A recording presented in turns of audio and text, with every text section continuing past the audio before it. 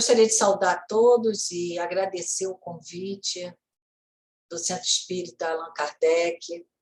E hoje nós estamos aqui para conversar um pouquinho sobre uma parábola que está no Evangelho de Lucas, no capítulo 16, versículos 19 a 30, e também no Evangelho segundo o Espiritismo, capítulo 16, item 5, que é a parábola do mal-rico e Lázaro. Nós sabemos que Jesus sempre se utilizava das parábolas para transmitir a sua mensagem sobre o reino dos céus ou o reino de Deus. E ele sempre buscou, na vivência daqueles pescadores, daqueles camponeses, extrair dali situações para que a mensagem fosse melhor compreendida. Então, essa metodologia utilizada por Jesus, da parábola, que é uma história curta, mas com conteúdo moral muito profundo, fez com que aquelas pessoas pudessem compreender de maneira mais fácil a mensagem do Cristo. E dessa parábola, a mensagem central, nós vamos perceber que são os dois extremos de provas no mundo carnal, que é a prova da riqueza e a prova da miséria.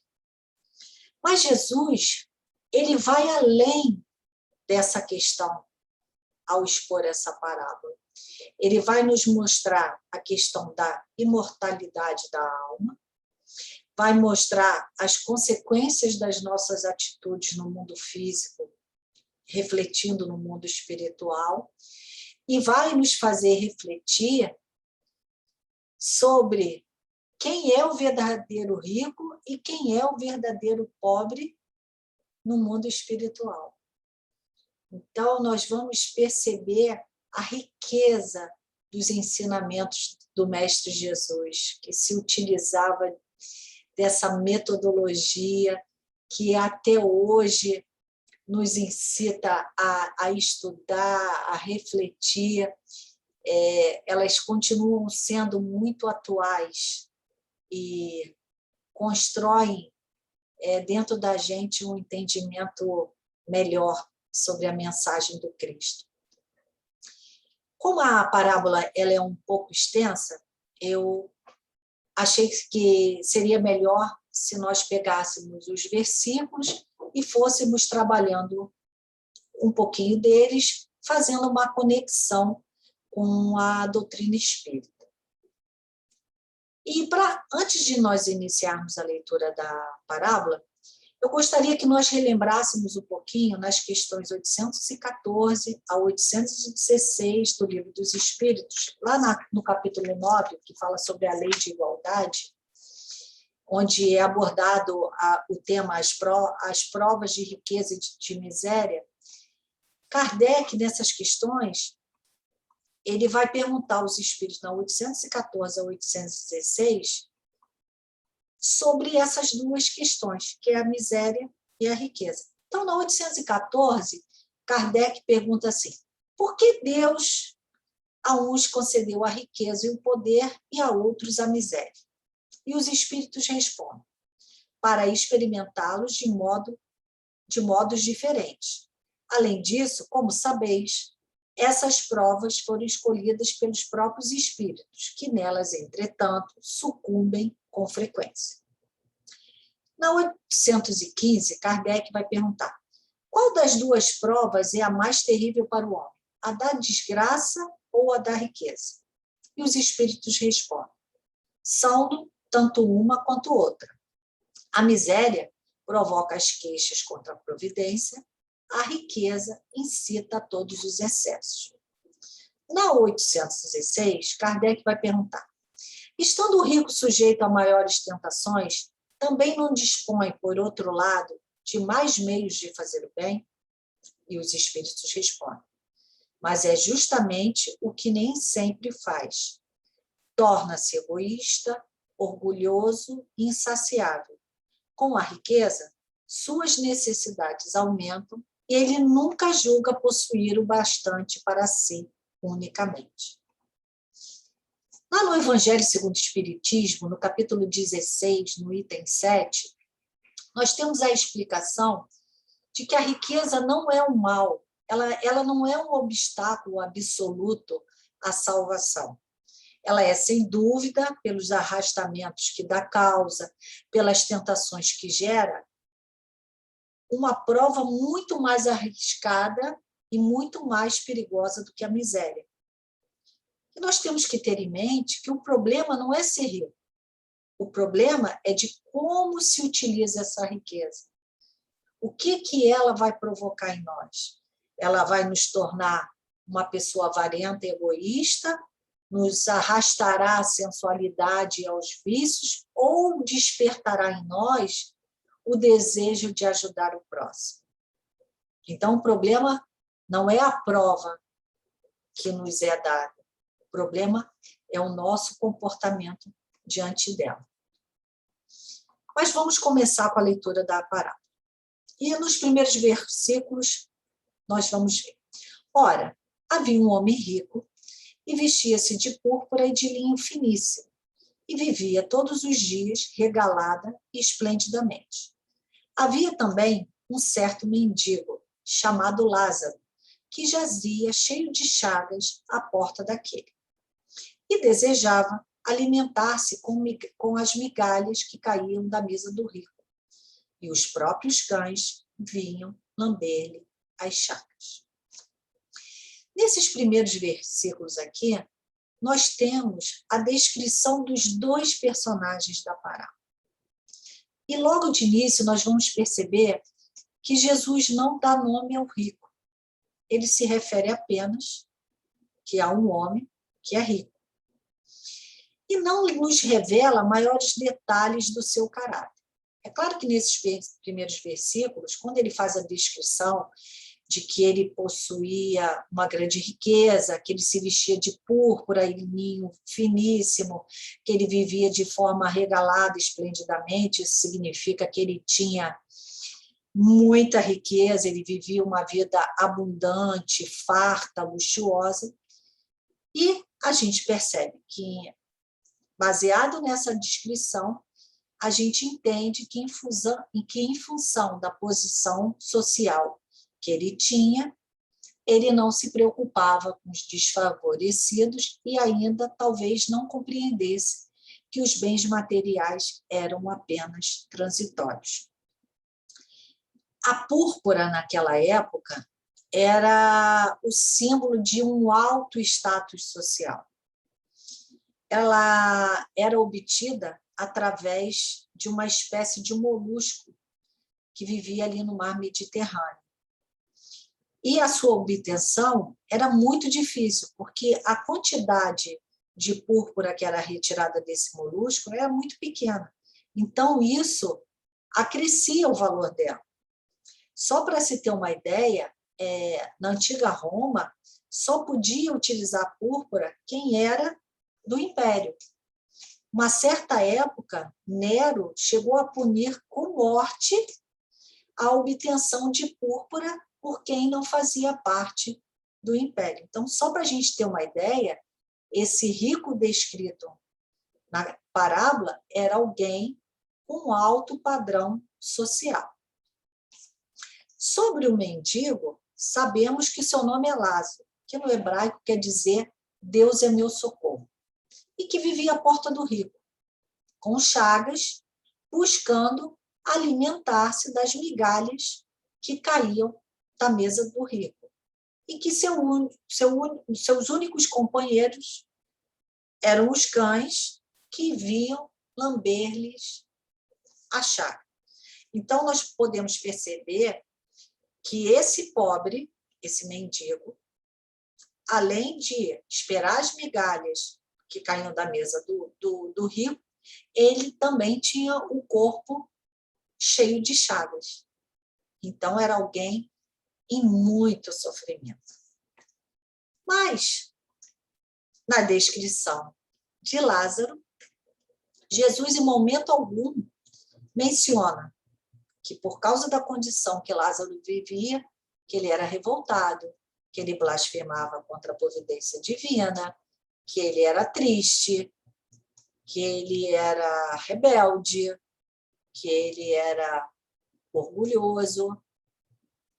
Não, ele só relata que ele estava ali à porta do rico, querendo as migalhas. E aí a gente pode pensar, quantas vezes nós vemos pessoas em situação de total escassez, de dificuldades financeiras muito grandes, às vezes desprovidos de tudo, mas que ainda trazem dentro de si um orgulho, uma vaidade, que isso acaba agravando ainda mais a prova a ser vencida. Mas aqui não. Aqui a descrição de Lázaro é de alguém que não desejava o que o rico tinha.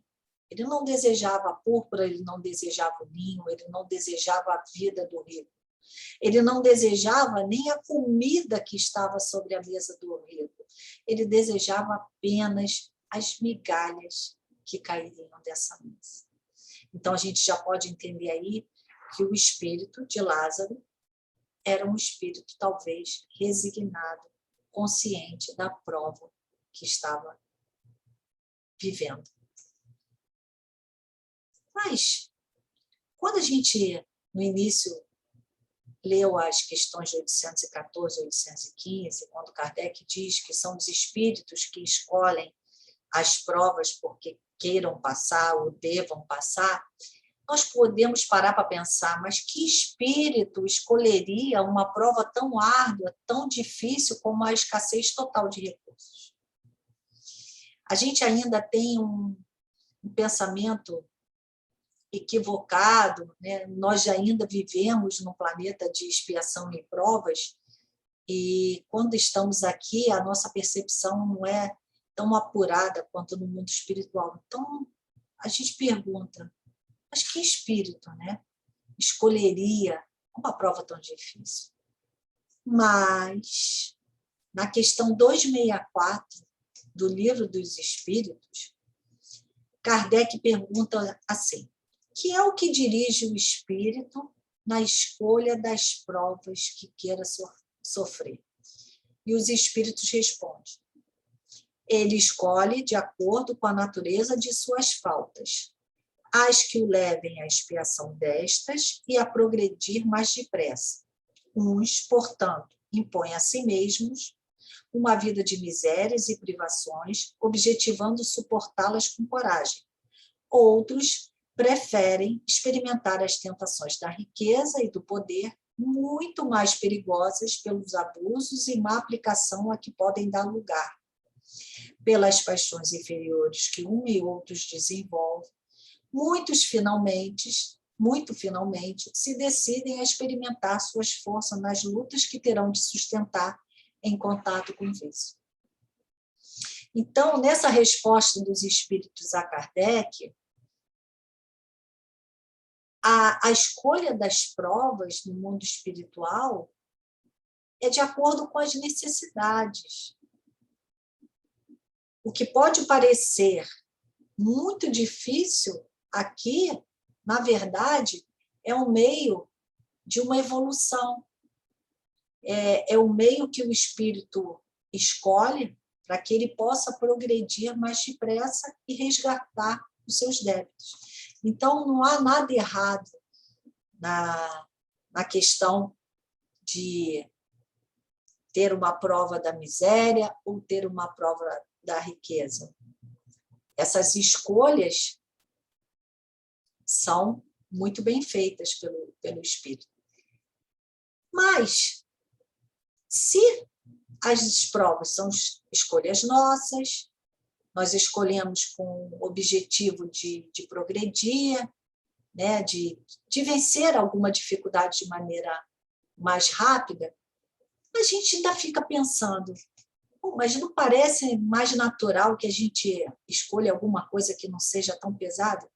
E lá na questão 266, Kardec faz essa pergunta aos espíritos, e pergunta, não parece natural que se escolham as provas menos dolorosas? E os espíritos respondem, pode parecer-nos a vós, ao espírito não.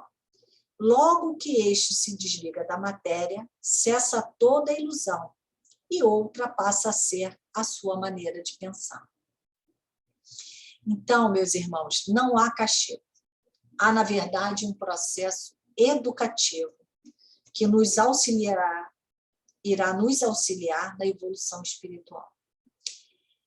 Esse tipo de prova, e nós aqui vamos pensar na prova da miséria, ela vai servir como um remédio amargo que o doente escolhe, mas que levará mais rápido a sua cura.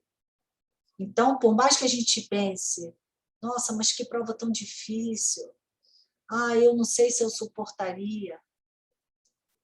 Quem sabe? Lá no mundo espiritual, quando nós estamos despidos do corpo físico, a nossa mente tem mais liberdade, nós temos uma visão muito mais ampliada das questões que nos rodeiam, daquilo que precisamos passar, e ali nós começamos a trabalhar para quando tivermos a oportunidade de uma nova existência, podemos escolher aquela mais adequada à nossa evolução. Então, olhando essas perguntas que Kardec fez aos espíritos e olhando o que a parábola nos diz nesses primeiros versículos, nós podemos perceber que o espírito, né, que habitava o corpo físico de Lázaro, era um espírito que tinha consciência da prova, que escolheu daí a sua postura, o seu comportamento, que não era de blasfêmia ou de queixas contra a providência divina. Esse ainda que seja uma parábola, é um exemplo para nós. Mas vamos continuar. E aconteceu que o mendigo morreu e foi levado pelos anjos para o seio de Abraão. E morreu também o rico e foi sepultado. E no inferno, ergueu os olhos, estando em tormentos, e viu ao longe Abraão e Lázaro no seu seio. Nesses dois versículos aqui, nós temos a informação do estado de cada um no mundo espiritual. Lázaro, na presença de Abraão, que era um símbolo muito importante para o povo judeu, é o primeiro patriarca, é aquele a quem Deus retira da terra e promete que toda uma descendência dele seria criada a nação de Israel. Então, Abraão é um símbolo muito importante. Então, Lázaro no seio de Abraão significa que ele já tinha cumprido a sua prova e, por isso, tinha sido, vamos dizer assim, privilegiado ao ser levado pelos anjos ao seio do grande patriarca Abraão. Sobre Abraão, contam os rabinos que Abraão era extremamente caridoso. Nós queremos deixar bem claro que essa questão não está registrada na Bíblia. É uma história de rabinos. Mas eles dizem que Abraão sempre pedia à sua mulher Sara que fizesse uma quantidade maior de alimento, de comida. E ele mesmo preparava os pratos e oferecia aos viajantes que tivessem necessidade de alimento. Então, eu achei isso interessante, porque se Lázaro ficava à porta do rico, querendo apenas a migalha do alimento, e aí nós temos essa informação sobre o grande patriarca Abraão, que tinha essa caridade, esse cuidado. Então, daí a gente pode entender porque talvez, estou fazendo uma conjectura, talvez porque Jesus tenha utilizado a figura de Abraão nessa parábola. Nesse trecho, a gente tem a informação de que o corpo do rico foi sepultado. Mas do corpo do mendigo, nós não temos nenhuma informação. apenas que ele foi levado pelos anjos ao seio de Abraão. E isso, lendo essa parte, nos leva a pensar. Quando nós olhamos alguém em situação de risco, aqueles que ainda estão nas ruas, passando essas privações, e a gente pensa, quando um mendigo morre, será que alguém se preocupa com ele, com o seu corpo físico, se vai ser sepultado? E isso me chamou a atenção, porque é uma questão de quase um mês, eu moro em Jacarepaguá, então tinha uma pessoa que vivia na situação de rua, mas era conhecido aqui no bairro por todos os comerciantes que o alimentavam, e ele teve um mal súbito e morreu. E nós ficamos sabendo que esses mesmos comerciantes pediram, colocaram nas redes sociais se alguém sabia de um familiar para que ele tivesse um enterro digno, que não fosse enterrado como indigente. E isso me causou assim uma reflexão, uma tristeza, porque o corpo de um mendigo ninguém se preocupa. A condição dele material não desperta em nós nenhum interesse. Ainda não desperta em nós. Ou em algum de nós, eu estou falando de uma maneira generalizada. Eu acredito que muito de nós, conhecedores do Evangelho, dentro da doutrina espírita, temos a preocupação com esses nossos irmãos, porque a gente não pode pensar, ele está em prova. Não, isso não significa que a gente não vai ter compaixão ou que vai deixar de ajudar. Mas vamos continuar. Na questão 159 do Livro dos Espíritos, Kardec pergunta: que sensação experimenta a alma no momento em que se reconhece estar no mundo dos espíritos? E os espíritos respondem: depende. Se praticaste o mal, impelido pelo desejo de o praticar, no primeiro momento te sentirás envergonhado de o haveres praticado. Com a alma do justo, as coisas se passam de modo bem diferente. Ela se sente como que aliviada de grande peso, pois que não teme nenhum olhar inquiridor. Então, quando nós vemos aqui, nesses últimos versículos, ele nos diz que o rico se viu no inferno e estava em tormento. Então, nós vemos aqui que a situação dele não era uma situação muito favorável. E aí a gente já tem aquela impressão, da mensagem do Cristo falando da situação espiritual desses dois personagens. Mas vamos continuar.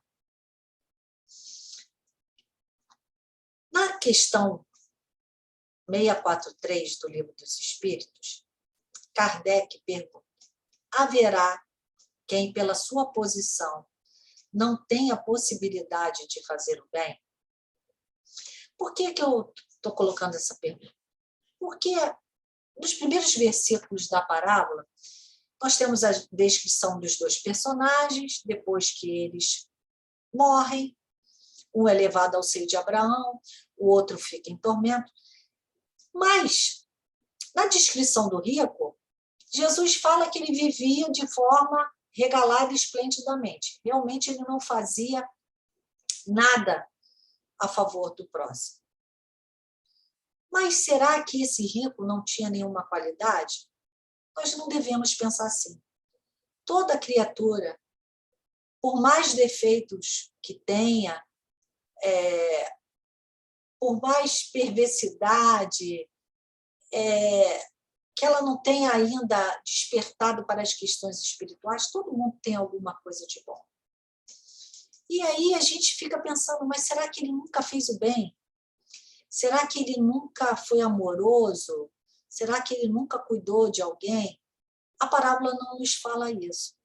E eu quis trazer essa questão 643, porque muitas vezes nós nos perguntamos, mas será que aquele também que não tem recursos financeiros também não pode ser caridoso, não pode ajudar alguém? E os espíritos respondem que não há quem não possa fazer o bem. Somente o egoísta nunca encontra ensejo de o praticar. E tem uma nota, eles continuam dizendo, basta que esteja em relação com outros homens para que se tenha ocasião de fazer o bem. E não há dia da existência que não ofereça a quem não se ache cego pelo egoísmo oportunidade de praticá-lo. Porque fazer o bem não consiste para o homem apenas em ser caridoso, mas em ser útil, na medida do possível, todas as vezes que seu concurso venha a ser necessário.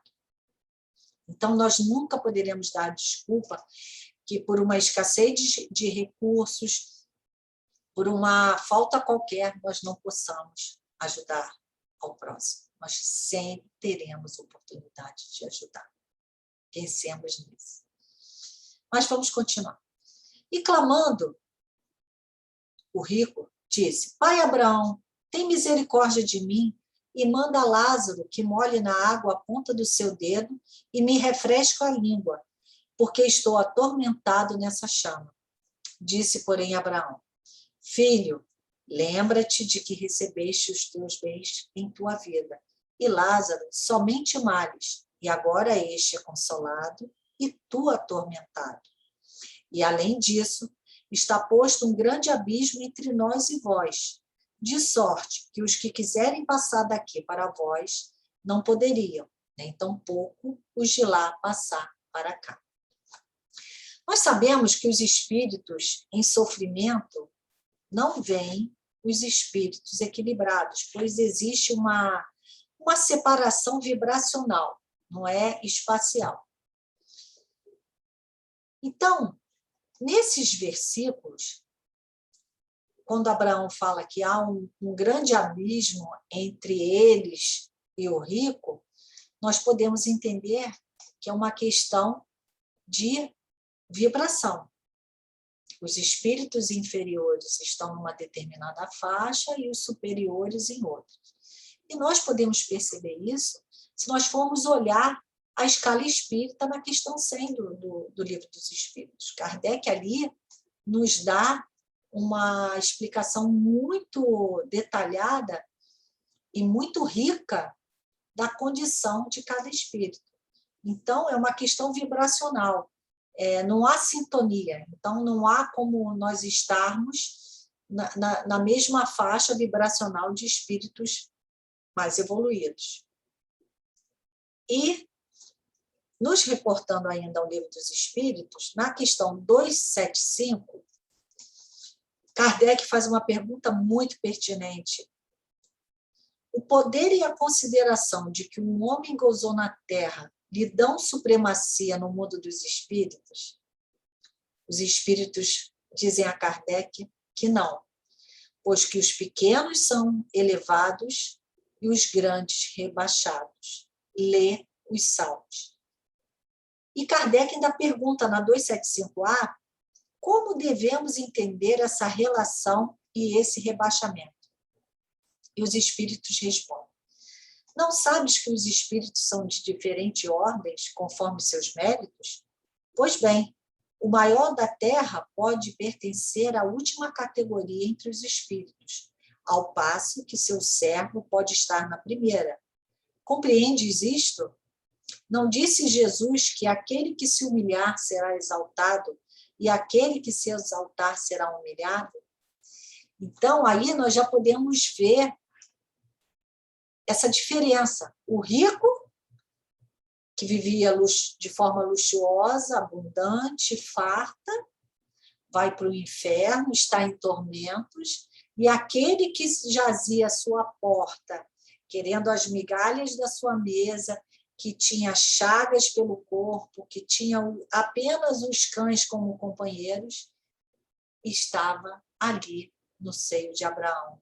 Ou seja, ele não era servo do rico, era alguém, diante da posição social que o rico vivia, era alguém muito inferior. Mas isso não significava que espiritualmente ele fosse inferior ao rico. Ao contrário, ele tinha uma superioridade espiritual bem maior do que toda a riqueza que o rico possuía aqui, quando encarnado. Mas vamos continuar. E o rico continuou. E disse ele: rogo-te, pois, ó pai, que o mandes à casa de meu pai, pois tenho 5 irmãos, para que lhes dê testemunho, a fim de que não venham também para este lugar de tormento. Disse-lhe Abraão: tem Moisés e os profetas, ouçam-nos. E disse ele: não, pai Abraão, mas se algum dentre os mortos fosse ter com eles, arrepender-se-iam.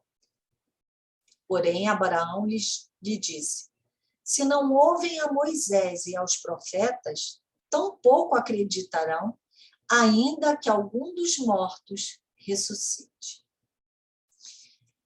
Nos últimos versículos, nós vemos que o rico, em sofrimento, ele pede uma concessão espiritual ao patriarca Abraão.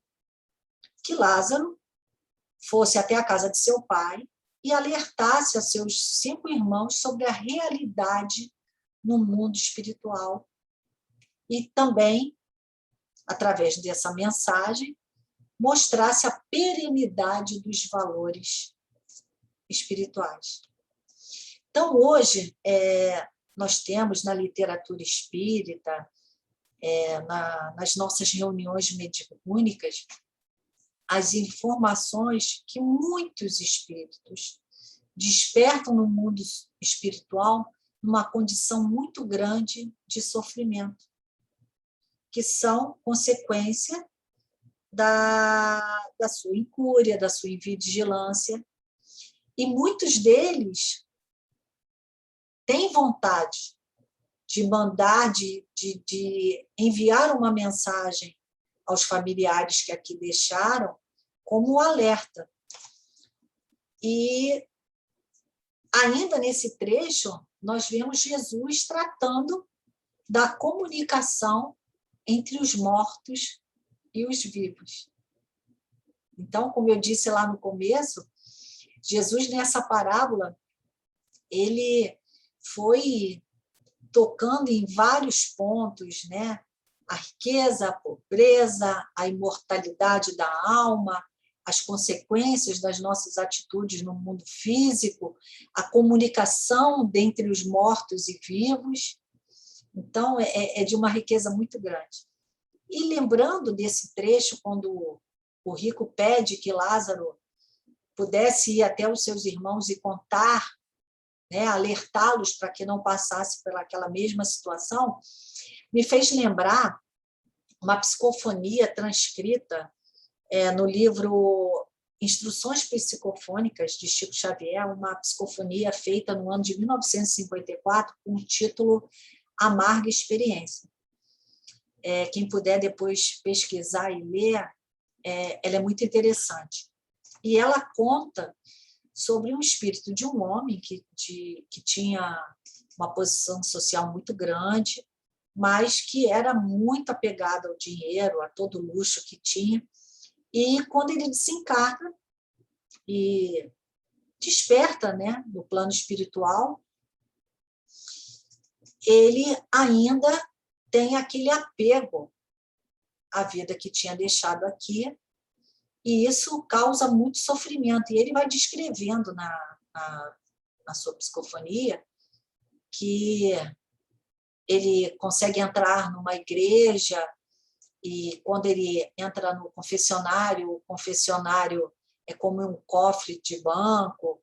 Quando ele vê o padre, ministrando o sacramento da comunhão, ele vê que a hóstia, na verdade, não é uma hóstia, é uma moeda de ouro, e tudo que ele toca, ele vê o ouro, então aquilo vai causando muito sofrimento, e no final da psicofonia ele fala que ele está ali e que ele queria deixar aquela mensagem para que todos aqueles que vivessem no corpo físico, ainda presos aos bens materiais, ao dinheiro, que pudessem se libertar, porque nada disso faria diferença no mundo espiritual. Ao contrário, quanto mais apego, quanto mais materialidade o espírito tiver, mais sofrimento será causado no mundo espiritual.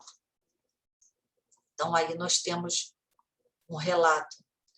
Apesar de estarmos tratando de uma parábola, eu acho que todos nós já vivenciamos isso, de uma reunião mediúnica, o relato, o sofrimento de alguns espíritos que despertam no mundo espiritual, apegados ainda a alguma coisa. E eu não falo só do apego ao dinheiro, às questões materiais, mas eu falo de qualquer apego, apego a pessoas, qualquer tipo de apego, tudo aquilo que nos prende e nos rouba muito da nossa energia, do nosso sentimento, como sempre Jesus falou, onde estiver o teu tesouro, aí estará o teu coração.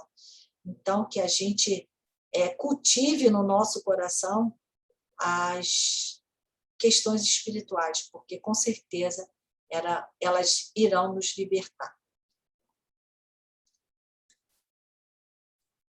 E, para terminarmos essa nossa conversa, eu gostaria de finalizar dizendo que cada um de nós, cada espírito, quando desencarna, cria para si mesmo o seu céu ou o seu inferno. Nós sabemos que céu e inferno não é um espaço físico, é uma questão interior, vibracional. Então, nós seremos levados para onde o nosso coração, as nossas atitudes, tudo aquilo que construímos aqui. E temos que ter sempre em mente que a morte do corpo físico não vai nos transformar em anjos, não irá nos transformar em demônios, que nós seremos exatamente o que somos quando encarnados. E que quando chegarmos no mundo espiritual, não nos será perguntado o que fizemos nas questões materiais, o que temos, se temos títulos de príncipe, qual o cargo que ocupamos na nossa vida profissional. O que vai contar na nossa vida espiritual são as nossas aquisições, são os valores morais, o que nós trouxemos quando encarnamos e o que nós estamos levando. Se tivemos uma prova muito difícil ou não, mas como nós nos comportamos diante da vida, diante dos nossos irmãos, diante de Deus, o que nós plantamos. E acho que esse momento que nós estamos vivendo, desde 2020, esse momento de pandemia, que tem nos servido de um momento de muita reflexão. Nós vivíamos uma vida tão corrida, tudo muito rápido, com um botão você inclui alguém numa rede social, em questão de segundos você deleta, as relações ficaram muito vazias, muito distantes. Hoje a gente sente falta de um abraço, da convivência com aqueles que nós amamos. Nós hoje estamos cerceados do abraço, mas vamos parar para pensar, na vida que vivíamos antes, quantas vezes nós paramos para abraçar um irmão? Quantas vezes nós nos preocupamos com alguém? As redes sociais, né, a tecnologia, claro, elas servem, têm nos ajudado nesse momento de pandemia, então, né, está nos possibilitando, nesse momento, estarmos aqui conversando sobre essa parábola. Nós não podemos negar os benefícios, mas vamos trazer para os dias nossos ou antes da pandemia, em que posição nós estaríamos? Nós estaríamos na posição do rico. Talvez nós não vestíssemos púrpura nem linho finíssimo na roupa, mas talvez a púrpura e o linho finíssimo estivesse dentro do nosso coração. Qual a posição que nós estamos tomando diante da vida? A do rico ou a de Lázaro? Eu falo a do rico porque o rico não se preocupava com nada, ele vivia para si. Talvez ele achasse que aquilo que ele tinha ainda não era o bastante para ele. E às vezes a gente toma um pouquinho da posição do rico, porque a gente pode dizer assim, não, mas eu faço a caridade, eu ajudo ao próximo, eu tento amparar aqueles que necessitam. Mas será que a gente dá apenas o que nos sobra? As nossas migalhas? Será que quando a gente vai ajudar alguém, a gente dá só com aquilo que a gente não quer mais, não usa mais? Se a gente vai dar uma cesta básica, será que a gente sempre compra o mesmo produto que a gente compra para a nossa casa ou a gente compra de uma qualidade bem inferior? E falo de Lázaro para que a gente possa ter a mesma atitude que Lázaro tinha, vivendo uma prova difícil, de miséria, de sofrimento, de solidão, de abandono, de esquecimento, mas sem nunca perder a fé, perder a esperança, principalmente nesses dias tão difíceis como nós estamos vivendo. Então, que essa parábola possa reverberar no nosso íntimo, ao final dela, nos próximos dias, e que possamos aprender cada vez mais com o Evangelho de Cristo, com essa doutrina maravilhosa, que em meio a uma pandemia no planeta tem nos sustentado com fé e com esperança. Muito obrigado a todos, que Jesus nos abençoe.